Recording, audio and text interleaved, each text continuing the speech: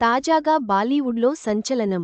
మొన్న ఐశ్వర్య రాయ్ తన ఫోటోలను అనుమతి లేకుండా వాడుతున్నారని కోర్టును ఆశ్రయించగా, ఇప్పుడు ఆమె భర్త అభిషేక్ బచ్చన్ కూడా అదే కారణంతో కోర్టుకు వెళ్లాడు.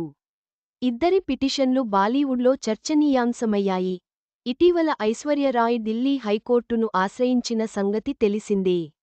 అనుమతి లేకుండా తన ఫోటోలను, పేరును తప్పుగా వాడుతున్నారని, అలా నా అనుమతి లేకుండా ఉపయోగించుకోడానికి వీలులేకుండా ఆదేశాలివ్వాలని ఆమె కోర్టును కోరింది.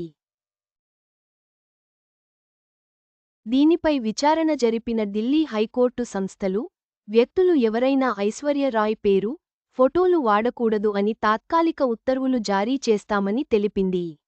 అయితే తాజాగా ఐశ్వర్య రాయ్ భర్త అభిషేక్ బచ్చన్ కూడా ఢిల్లీ హైకోర్టుని ఇదే విషయంలో ఆశ్రయించాడు. మిరాయ్ భామ రితిక నాయక్ ఎంత క్యూట్గా ఉందో!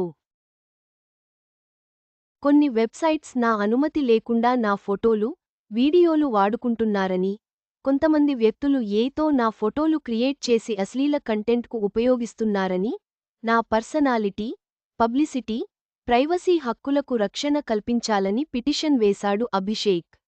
దీనికి సంబంధించిన పూర్తి ఆధారాలు కోర్టుకు సమర్పించినట్టు అభిషేక్ తరపున న్యాయవాది తెలిపారు. ఇలా భార్య-భర్తలు ఇద్దరూ ఒకరి తర్వాత ఒకరు తమ పేరు, ఫోటోలు వాడుకోకూడదు అంటూ కోర్టులో పిటిషన్ వేయడంతో బాలీవుడ్లో చర్చగా మారింది. బాబోయ్! షార్ట్ డ్రెస్లో అనన్య నాగళ్ల హాట్ పోజులు. ఐశ్వర్య రాయ్ మరియు అభిషేక్ బచ్చన్ ఇద్దరూ తమ పేరు, చిత్రాల దుర్వినియోగానికి వ్యతిరేకంగా కోర్టును ఆశ్రయించడం బాలీవుడ్లో ప్రధాన చర్చనీయాంశంగా మారింది.